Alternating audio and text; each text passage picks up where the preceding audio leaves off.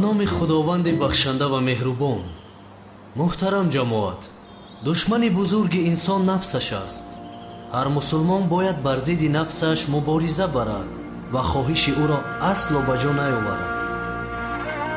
مثال خوب برای مبارزه بر ضد نفس در قصه بنده با تربیه حضرت یوسف علیه السلام دیده می شود.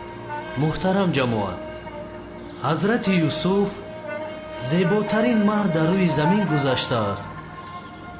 چهرهش مثل یک پاره نور بود.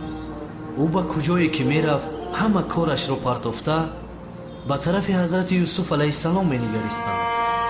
از چاهی که برادرانش او را حسد برده پرتافتند، یک کاروان حضرت یوسف را نجات می دهد و وزیر مصر او را همچون برده خریداری می کند، به خانه اش می برد.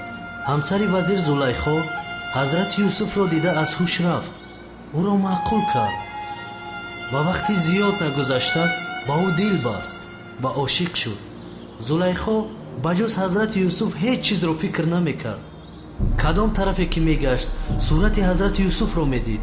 هر زمانی که دهان می کشد از دهانش هیچ نامی نمی برآمد جز یوسف.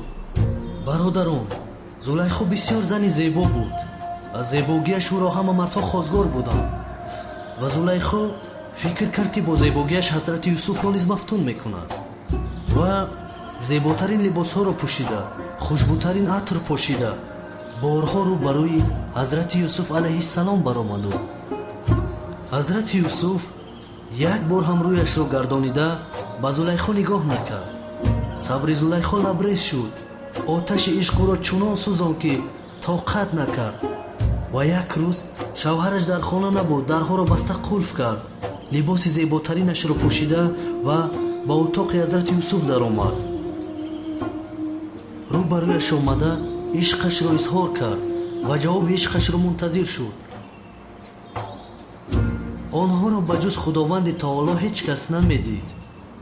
در مقابل یوسف زلیخای زیبا ایستاده بود. حضرت یوسف گفت: از این کاری حرامی که تو مرا با آن دعوت میکنی به خدا پناه میبرم و تکلیف زلیخای زیبا را رد کرده به طرف درها دوید.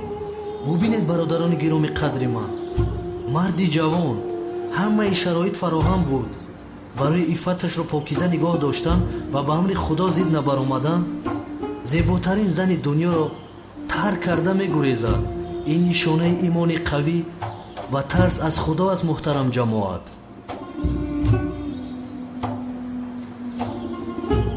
حضرت یوسف علیه السلام برای گریختن از تکلیف پیشنهاد کرده زلیخا به طرف در دوید. زلیخا باشد از پس او دویده او را داشتن خواست. حضرت یوسف را از پشت پیراهنش قپیده کشید. پیراهن حضرت یوسف از قفا درید و خود را به طرف درها هوا داد. در کشاده شد که رو بر رویش وزیر برآمد. یوسف معصوم بود، همش گناه زلیخا است. زلیخا گناهش را قبول نکرد و به دوش نگرفت. حضرت یوسف علیه السلام را تهمت کرد. حضرت یوسف باشد گفت که او مرا استفاده بردن خواست. زلیخا به شوهرش گفت او را به زندان پرتاب، جای او زندان است. با آن دروغگو نگاه کن، هم گناه میکند هم تهمت میکند. وزیر آدمی با حکمت بود. محترم جماعت، طرف زلیخا گشته گفت که اگر کرته یوسف از پیش دریده باشد تو درست میگویی یوسف باشد دروغ، اما اگر از پشت دریده باشد یوسف راستگو، تو دروغگوی هستی. وزیر کرته را گرفت و نگاه کرد و دید که کرته از پشت دریده است و به طرف همسرش گشته گفت این کار عملی کرده دست تو است. تو گناهی وزنی کرده ای، توبه بکن. وزیر آدمی با عقل بود است. اما زلیخا از حضرت یوسف دست نکشید. تهدید کرد که اگر خواهشش را به جای نیاورد او را به زندان میپرتاید. حضرت یوسف به خدا پناه برد. دستش را برداشته: خدایا، زندان از این عملی که این میخواهد برایم بهتر است. تو اگر مرا از این دامها نجات ندهی میل میکنم و از گروه جاهلان میشوم. دعا کرد. خداوند تعالی دعای حضرت یوسف را قبول کرد. حضرت یوسف همچون محکوم به زندان پرتافته شد. مشقت‌های زیادی کشیده جزایش را ادا نمود. برآمده در مصر وزیر شد. بشبهه که خدا به همه چیز قادر است.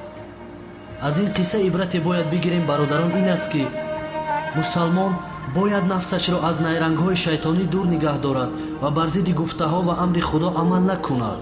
худо ҳамаи моро аз гурӯҳи бандаҳои хубу накӯкораш кунад ва моро мисли ҳазрати Юсуф сабр, боифат ва имон насибамон гардонад иншоаллоҳ. худованди таоло дуои ҳамаи моро қабул кунад.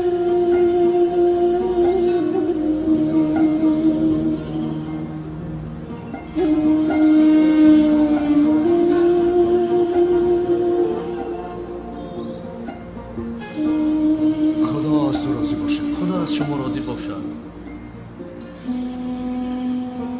همه آماده است.